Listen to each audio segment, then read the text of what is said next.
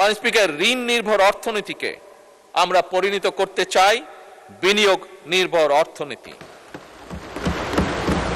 বর্তমান সরকার সকল পরিকল্পনা এমনভাবে তৈরি করেছে যাতে ইনশাআল্লাহ 2034 সালের মধ্যে আমরা $1 ট্রিলিয়ন অর্থনীতির কাছাকাছি চলে যেতে পারি।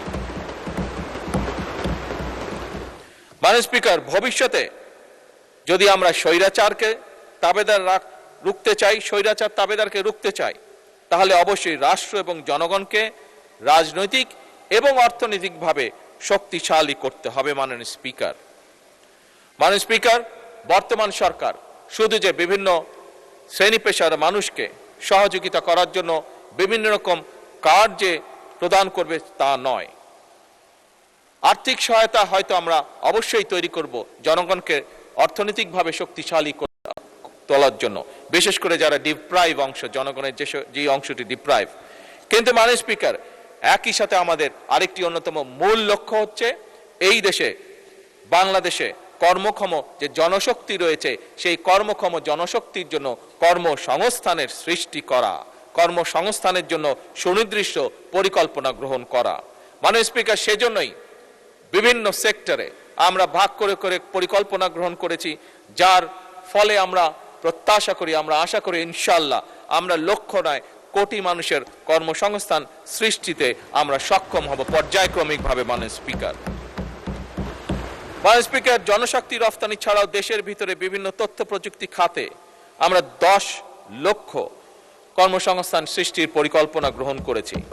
একই সাথে মাননীয় স্পিকার, যোগাযোগ পরিবহন খাতের এছাড়া ব্লু ইকোনমি বলতে আমরা যেটা বুঝি সেই সামুদ্রিক সম্পদ আহরণ এবং ইকো ট্যুরিজমের খাতেও মাননীয় স্পিকার 10 লক্ষ কর্মসংস্থান আমরা সৃষ্টির চেষ্টা করছি। মাননীয়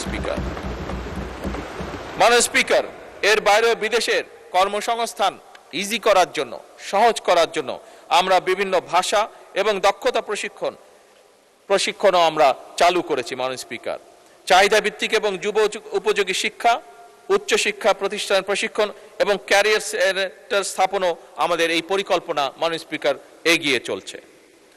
মাননীয় স্পিকার, বাজেট অধিবেশনে মাননীয় অর্থমন্ত্রী উপস্থাপন করেছেন যে কোন প্রেক্ষাপটে কি পরিস্থিতিতে আমরা বাংলাদেশের দায়িত্বভার গ্রহণ করেছি। মাননীয় স্পিকার, ঋণ নির্ভর অর্থনীতিকে আমরা পরিণত করতে চাই বিনিয়োগ নির্ভর অর্থনীতি